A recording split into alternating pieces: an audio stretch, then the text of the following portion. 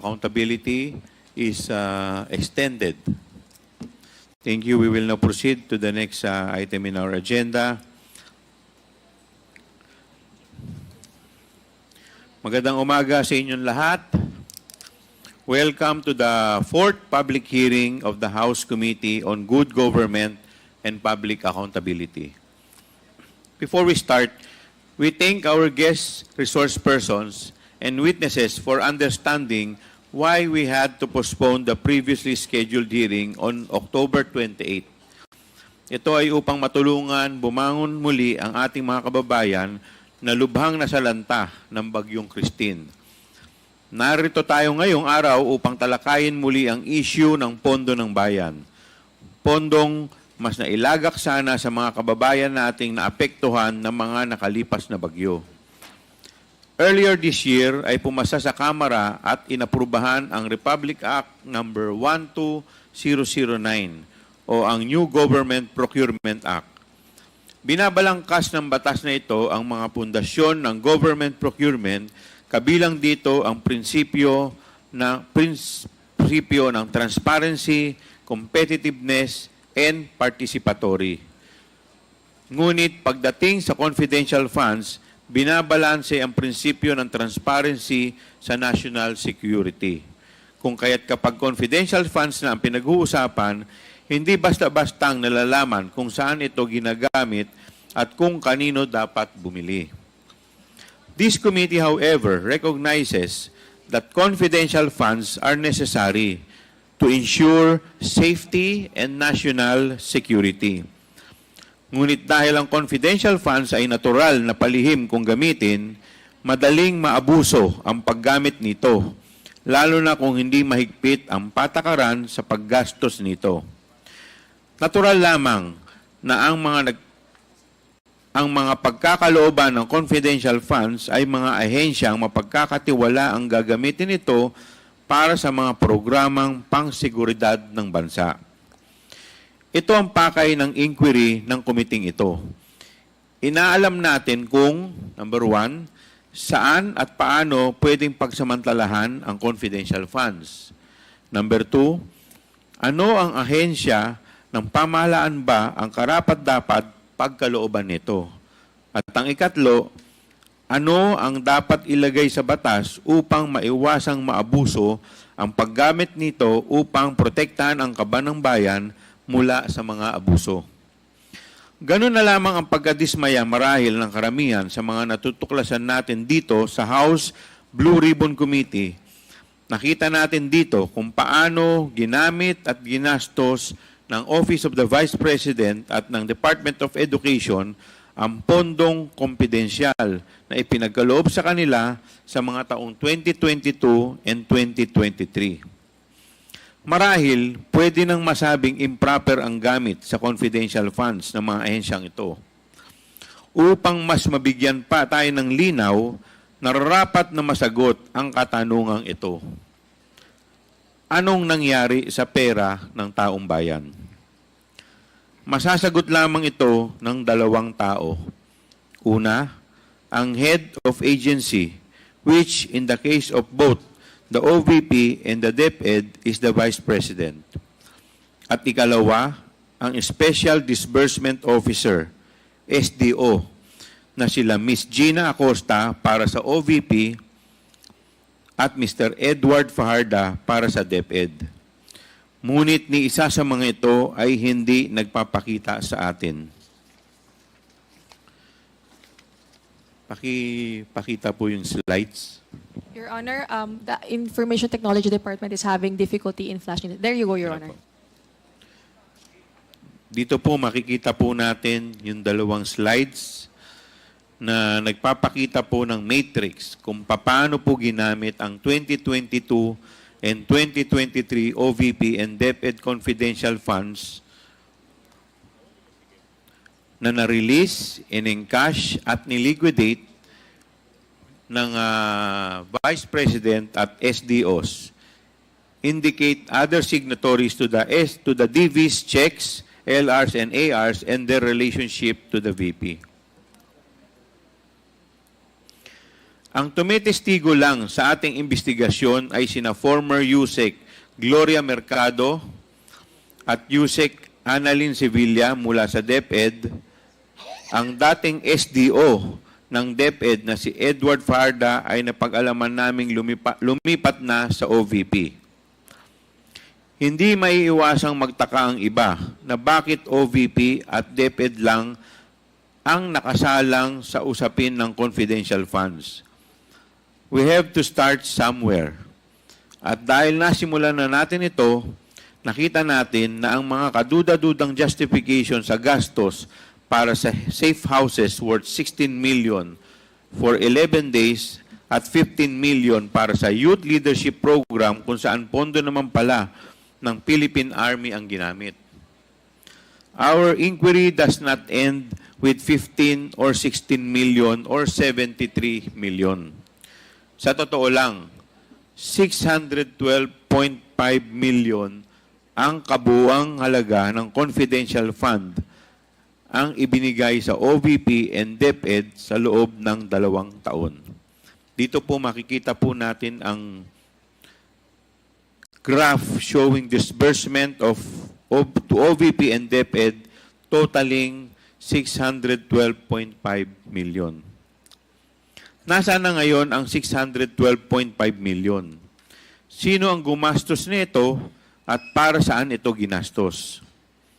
Dahil dinisalaw ng COA ang 73 million confidential funds ng OVP, ating siniyasat kung bakit ito nangyari, saan napunta at paano ito ginamit.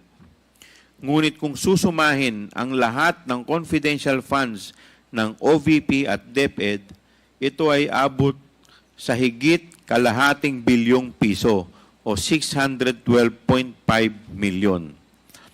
Base sa salaysay ng mga testigo at mga dokumentong nakalap, lumalabas na pawang hindi ka panipaniwala, haka-haka o gawa-gawa lamang ang mga proyekto at programang pinaglaanan at ginastusan ng confidential funds. Kumbaga, bogus, dahil hindi may paliwanag kung saan ito talaga napunta. Sa mga nakaraang 3 pagdinig ay natuklasan natin ang mga sumusunod. Una, para po sa taong 2022, kasama sa 125 million confidential funds ng OVP na ginastos, sa loob lang ng 11 araw, ang 16 million nito ay ginastos para sa upa at maintenance ng 34 safe houses. Sa 16 million na ito, makikitang may isang safe house na ginastusan ng 1 milyon base sa mga acknowledgement receipt para lamang sa 4 na araw. Lumalabas na 250,000 per day ang upa at maintenance nito. Marahil kahit mag-check-in ka pa sa pinakamahal na hotel dito sa bansa ay hindi aabot ng ganitong kalaki ang iyong bill. Para sa taong 2023, the OVP spent confidential funds amounting to 125 million for the first 3 quarters, or a total of 375 million. The OVP spent for safe houses alone 16 million in the first quarter, 16 million in the second quarter, and 5 million in the third quarter. Next slide, please. Dito po makikita po natin emphasizing the amount spent for safe houses in relation to the months it supposedly covered. Talaga bang kinakailangan nila yung mga safe houses na to? Legitimate po ba yung paggastos nila dito? Bakit kaya hindi na sila gumastos para sa safe house sa buong taon ng 2023? Pangalawa, aside from the anomalous and unreasonable amounts paid for the safe houses, for the other expenses po na ginamitan ng confidential fund ay may similar pattern. Hindi reasonable ang halaga at mas malala ay umabot ng 612.5 million ang gastos na suportado lamang ng acknowledgement receipts, with only basic details which can be easily fake.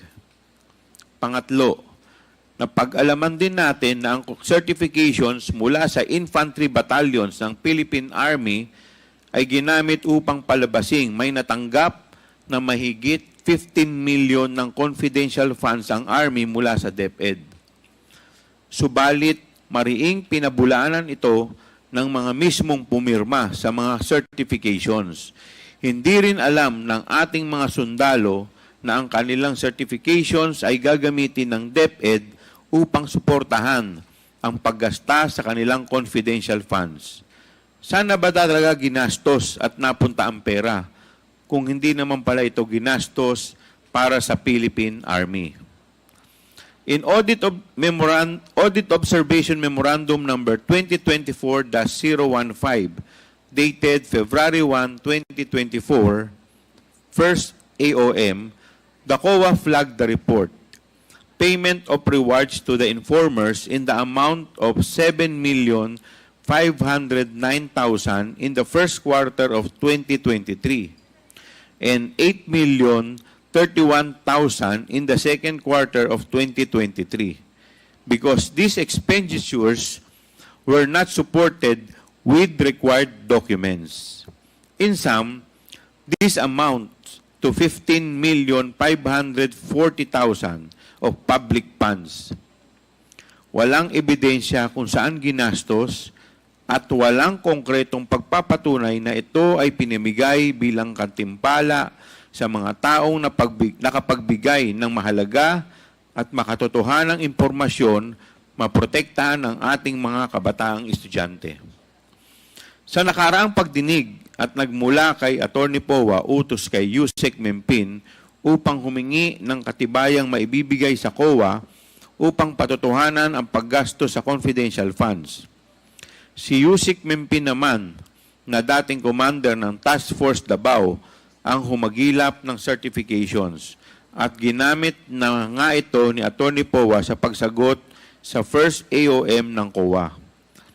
Sinabi ni VP Duterte sa kanyang letter dated April 17, 2024, first AOM response na hinanda ni COS Powa, the 15,540,000 was used for financial rewards given to informers for leads and or integral information received, which supposedly allowed the DepEd to formulate narrowly targeted programs, information campaigns, and intervention against recruitment, violent extremism, and other criminal activities in specifically identified communities.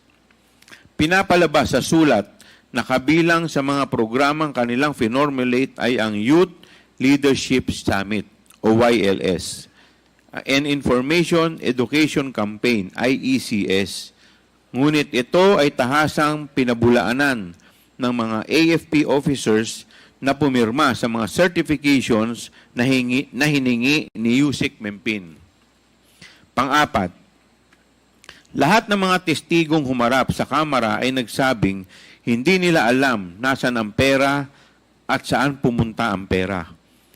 As stated by Atty. Powa, when it comes to confidential funds, only two persons can answer the question, the VP herself and the Special Disbursing Officer, Mr. Edward D. Fajarda.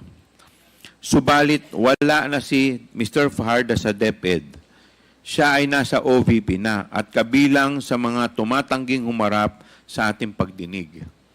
Marahil, mas makabubuting kung sa halip na mag-presscon ay dumalo na lamang sa ating mga pagdinig upang harapin ang mga katanungang ito under oath kabilang ang kanyang mga tauhan. May paliwanag o wala, isa lang ang tiyak na sagot. Malamang hindi napunta ang confidential fund sa mga estudyante pati sa kanilang seguridad. The numbers drawn came from the very documents submitted by the Vice President.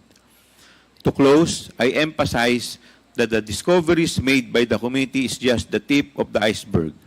Marami pa po tayong kailangan malaman at mahalagang dapat malaman kung saan napunta.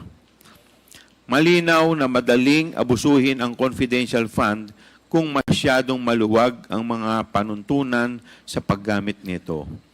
COA has been basically reduced to the ministerial task of checking whether the documents required to be submitted with respect to the confidential expenses are complete, without even checking the veracity of the information contained in these documents, compared to the audit of regular funds where transactions need further substantiation.